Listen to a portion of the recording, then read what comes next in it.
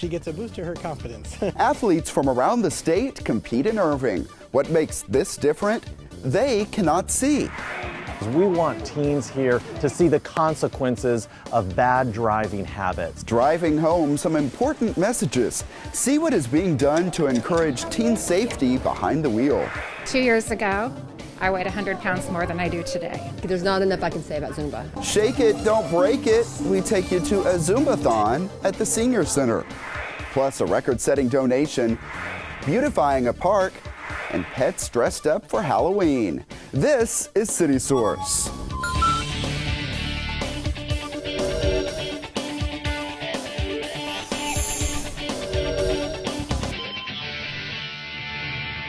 Hello and welcome to City Source. I'm Thomas Gandy. The surprising tie between pets and domestic violence. That story is coming up. But first, it is the largest financial gift ever to the University of Dallas. Brooke Pratt introduces us to the donors and found out how their past led to this generous gift. In the early 80s, Satish and Yasmin Gupta traveled from India to Irving. It was Yasmin's first time on an airplane, and they came to attend business school at the University of Dallas. We have memories after memories. It was a huge learning experience for me and also for my wife. They immediately felt welcomed. Yasmin's employer on campus, Father Kane in the philosophy department, brought her a flower every day. He just every day wanted to make sure I was in a good mood or feeling good about myself. So he would bring me that little weed that he would have plucked from the fields around and either hand it to me with a big smile or leave it on my desk if I missed seeing him that morning. But every day of the time that I was here. As they reflect on fond memories, they recall forming their company, SB International. The Guptas got their business started right here in this building back when they were students. They would go up to the third floor and borrow the typewriter after hours and chat with their professors about their business plan. Satish was all inspired to get the company going. The company was floated and it is still there today. The company is now worth millions. And 2 decades later, the Guptas have returned to their alma mater to give back to the place where their journey began. This became our home, and this motivated us to think that if we want to think of giving back and create a legacy for several generations going forward, let's think about this community. The Braniff Graduate Center was packed as students, professors, and employees gathered to hear the news. The Guptas are donating $12 million to the University of Dallas, the largest single gift in the history of the school. We are fortunate and blessed that we are able to make this gift. The funds will go towards a new business building for the students. It'll be renamed in the Guptas' honor. I present to you Satish and Yasmin Gupta and the Satish and Yasmin Gupta College of Business.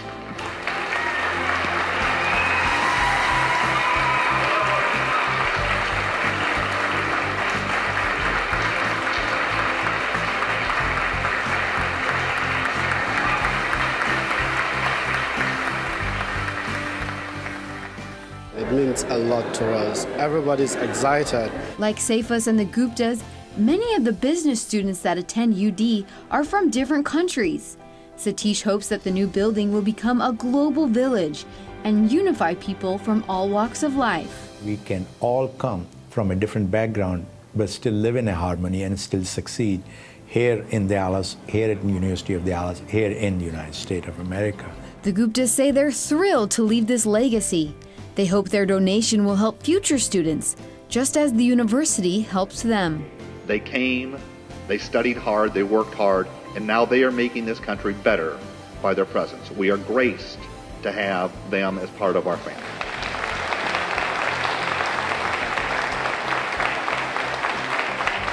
The Guptas and President Keefe say they hope the new state-of-the-art College of Business will be one of the country's top business schools. Brooke Pratt for City Source. Some sober teenagers got some insight into what it is like to face a police officer while drunk. Put your right foot in front of me, heel to toe.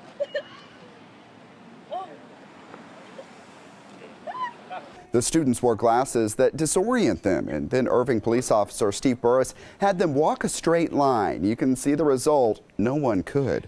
This was just one of the demonstrations at the AAA Texas Teen Driver Safety Fair at Lively Point Youth Center. There were also educational games and speakers. One of the focal points remains distracted driving. Of course, texting is among the biggest distractions. There was a simulator for that, too. We've been strong advocates in Irving of letting everyone know that texting while driving is a bad recipe. It's actually a recipe for disaster. The reason being is that statistically, we know that you are 23 times more likely to have an accident if you are texting while driving. So whatever we can do to educate teens about developing safe driving habits early on in their pre-permit years will definitely help make them better drivers when they actually do get that license and get behind the wheel. Teens could also get inside a large truck to get a perspective of a trucker's blind spot. This was the second year for that event. Several agencies in Irving mark Domestic Violence Awareness Month, and there is a reason some women stay in abusive homes, one that may have never occurred to you. Brooke Pratt takes us to the event that brings attention to the problem. We pet them, we love them, we even dress them up for Halloween.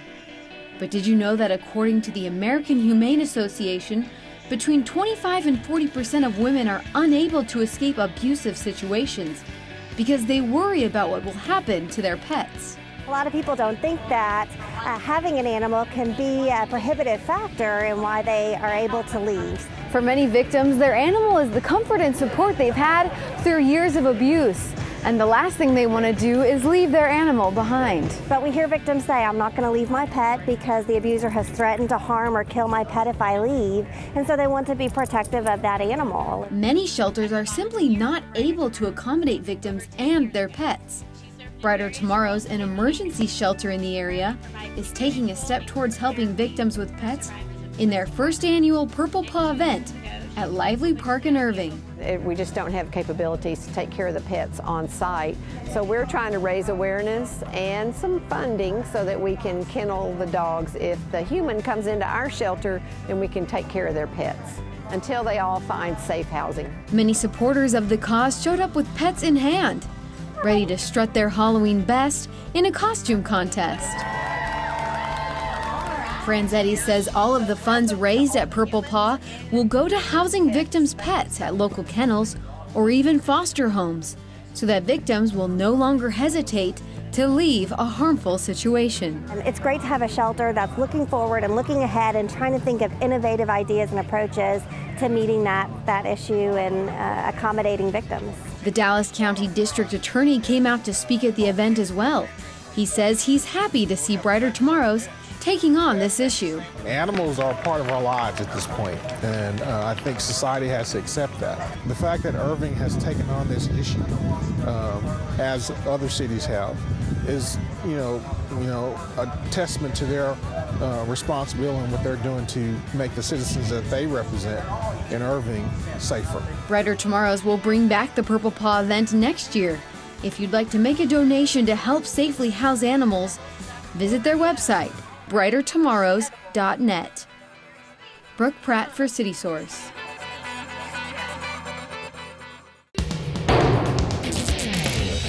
Bad guys caught on camera. See if you can be a City Source crime fighter. This man seems to have dressed up for his picture. Police say he used a credit card stolen from an office to buy stuff at several stores. If you have seen him, call police at 972-721-2535 or email ipdcrimetips@cityofirving.org. Police also hope this case will be a reminder. If you work in an open office, keep your wallets and purses with you all the time or locked up. And that's another way you can be a City Source crime fighter. That is the ribbon cutting as a new business in Irving's Heritage Crossing celebrates its opening. Acosta & Associates is a law firm on 2nd Street. The city and its consultant for Heritage Crossing, the Vialta Group, would certainly like to see more of those business openings in the area, and they are getting more input from residents and business owners. Plans for that area and a draft of development regulations will be presented on Thursday night, November 14th, beginning at 6 at City Hall. Then the following day, reps from the city and its consultant will meet one-on-one with interested people. That begins at 10 a.m. at City Hall. Of course, one way to get people to Heritage Crossing, free candy. The Business Alliance offered the candy to trick-or-treaters, and you can see it brought out a few hungry kids. Leaders hope their parents will come back to shop. Now, what we're wanting to do with the trick-or-treating is bring the children down, bring their parents down, introduce them to the merchants that we have here in the Heritage Crossing District, and let them to see all of the great businesses that we have. The business owners decided to have it the Saturday before Halloween this year in hopes of drawing a bigger crowd. Here sounds like this. And you can immediately identify what sport is happening. But imagine if you are a player and those sounds were all you had to go by, and this is what you see. That is the reality for some blind athletes. We covered an event that brought them together in Irving. Right, we'd like to welcome everybody to the Goalball tournament. The sport is called Goalball. Some people kind of call it like reverse dodgeball.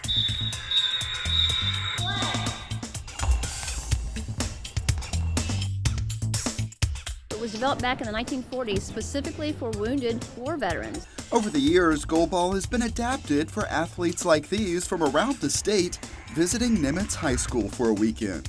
They are athletes who cannot see.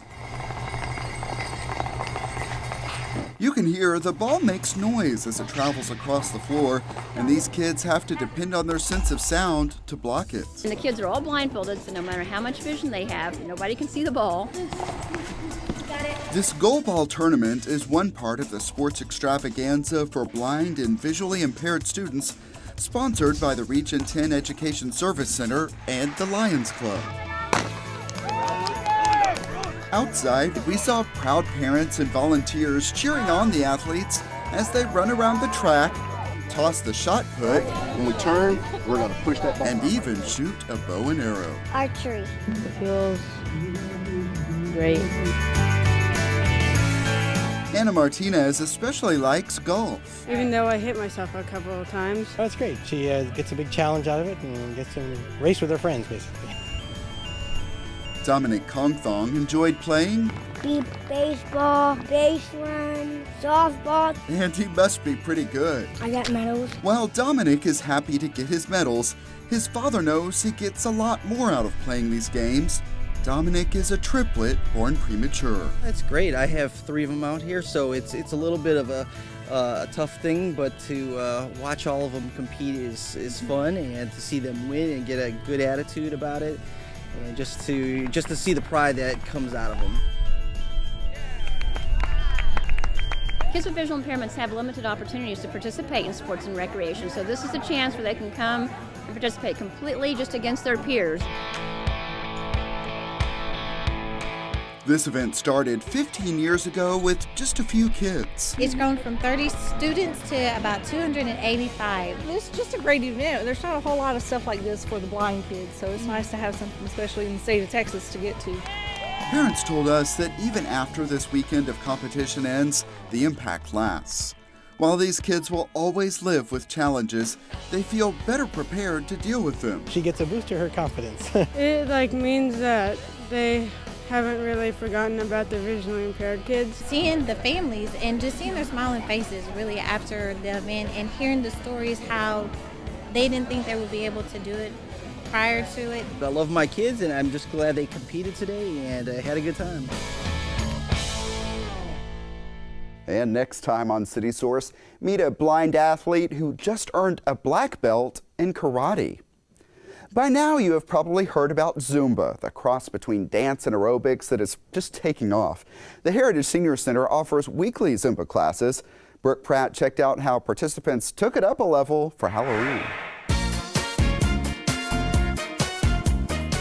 These Zumba goers are dancing the night away at the Heritage Senior Center to raise money for a cause that is close to this Zumba instructor's heart: Alzheimer's research. Alzheimer's itself is frightening. I watched my grandmother die from it when I was a teenager, and my mother has it now. She can still remember who we are, but she is on repeat constantly. Every 5 minutes she repeats what she just said. She requires full-time care. Chris Francis teaches Zumba every week on Mondays and Fridays.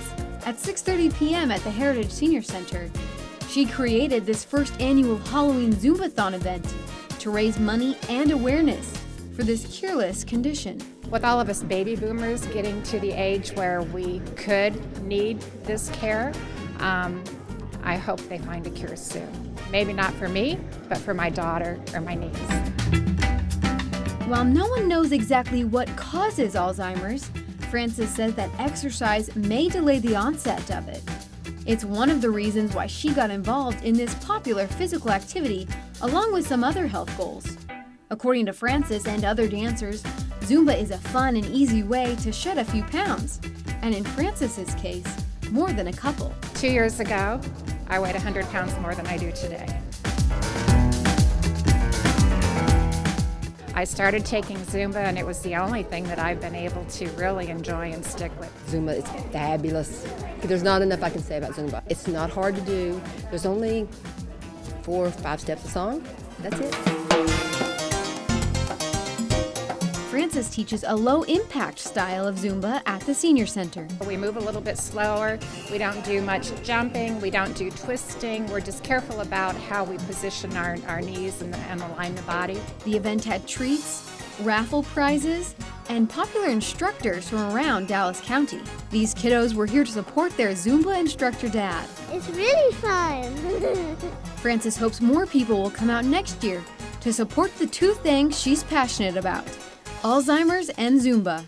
What better way to raise money than getting a great workout that's disguised as a dance party? Brooke Pratt for CitySource. Coming up, pets strut their stuff for Halloween, but first, Web Watch, our most popular and most talked about videos online. Our look inside the Strangling Brothers Haunted Circus remains at the top of the list.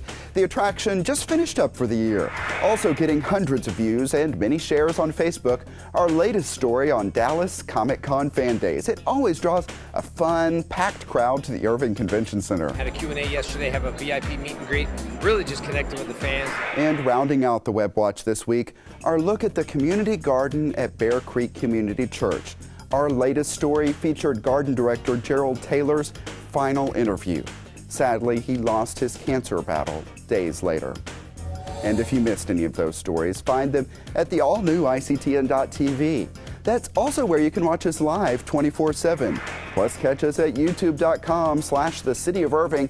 We have about 1,000 videos for you to watch, and we always like it when you leave us a comment.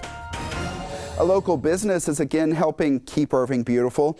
We caught up with VHA employees at Northwest Park. Check it out.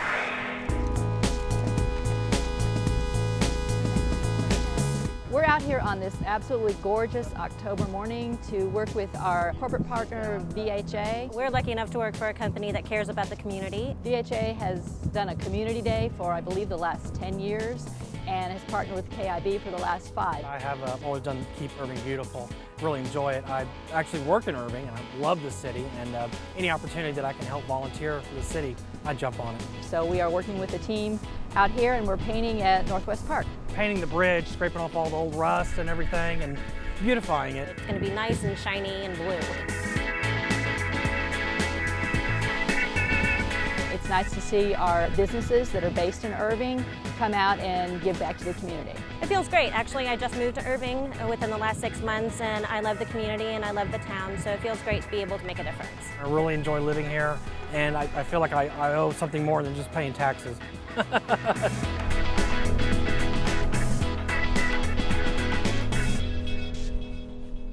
And there are more ways to go green. The City of Irving has grant money to help nonprofits set up their own community gardens. As we mentioned in Web Watch, we have seen the work at the city's first garden, this one at Bear Creek Church. Now the city is hoping more people will see the benefits. You're having fresh fruits and vegetables. You're teaching people how to take care of the soil, how to grow in healthy soil. You're teaching people how to eat better and healthier. You're showing children what fresh vegetables look like. Most of our children are totally disconnected from their food. They only know it comes from a store. A meeting to help people apply is set for Friday, November 8th at 1:30 at City Hall. Applications and more information is at cityofirving.org/begreen. Those applications are due on November 30th. Irving's Veterans Memorial Park Committee will be honoring those who have served the country. As we have seen in past years, the event includes a remembrance and time for reflection at the park. But the program begins before that, inside the Central Library with special speakers and music. This year's observance is set for Monday, November 11th at 1:30 p.m. at the Central Library. And the city's holiday extravaganza is just weeks away. This is video from last year's celebration. It gets started at 4 p.m. on Saturday, December 7th with a parade through the Heritage District. Then the tree lighting ceremony begins at 5 p.m. at City Hall. It includes music, crafts, and you see them here, fireworks. Yes, we are talking about Christmas, even though Halloween just wrapped up. That holiday brought out pets in costume for the Strut Your Mutt and Halloween costume contest at the Las Colinas Country Club.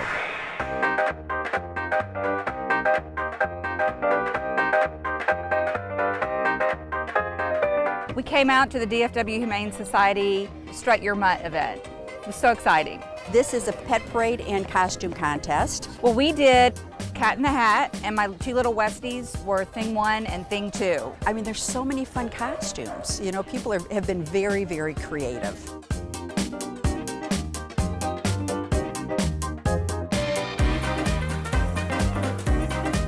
And this is the puppy entry. Yeah. Everybody is so nice here. It's a great event. People learn a little bit about the DFW Humane Society, which is a 501c3 nonprofit animal shelter. We're a no-kill shelter. People who are looking for pets more and more now care about rescuing animals, and we usually have some adoptions during events like this. Oh, what's that, baby?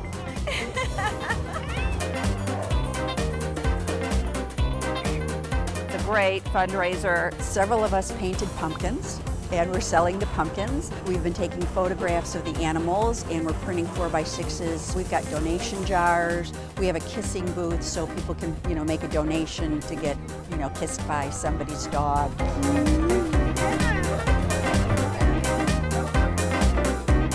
This is Memphis. Great name. Gino, the cousin of Tiger Woods. Thank you. Tiger, the Spanish-speaking spider. We'll be out every year. Every year they do this, we'll come. It's great. Yeah, a lot of fun out there. And in other pet news, we stopped by the Animal Care Campus for the 4th annual Blessing of the Animals.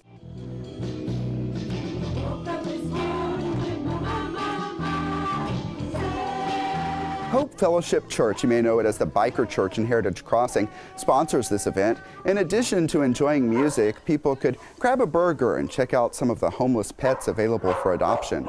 Church members hope this blessing draws more attention to the plight of animals here. A lot of these animals have been abused, and and it really tears at our heart. So we look at the dark side of man sometimes harm these animals, and so we want to ask God for His intervention with these pets and help heal them. Members also took up donations of food, blankets, and other needed items for the DFW Humane Society.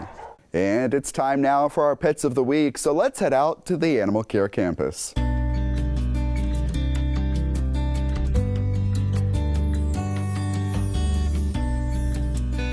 Thank you for joining us for this week's Pet of the Week. First up today we have Yuki, who is a 2-month-old Jack Russell Terrier mix. She is a bundle of energy and lots of fun. Please come and visit with her today. She's going to make any great home a good home. This little guy here, this is Tiger. He came in as a stray. He is a miniature Schnauzer mix, and he is about 2.5 months old. He has lots of fun and cuddles very well. Please come and visit with him today. You'll make everyone in your family very happy with this choice.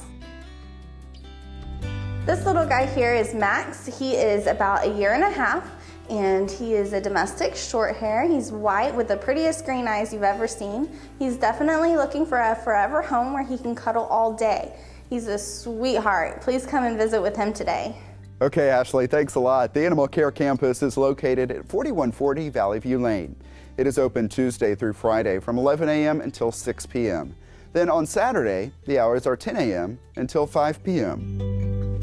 We have a lot to cover on our next City Source, including the opening of the Ruth Paine House Museum. We'll explain the Irving home's storied ties to the JFK assassination. Plus, pickleball. See the sport that is proving popular with older athletes. Email us your thoughts on our stories. The address is ictn@cityofirving.org. We may read some of your messages here on the show or comment on our videos at youtube.com/thecityofirving. And that's it for this edition of City Source. We leave you this time with more of the Strut Your Mutt and Halloween costume contest at the Las Colinas Country Club. Thanks to everyone who was a part of this one, and thank you for watching. We'll see you next time.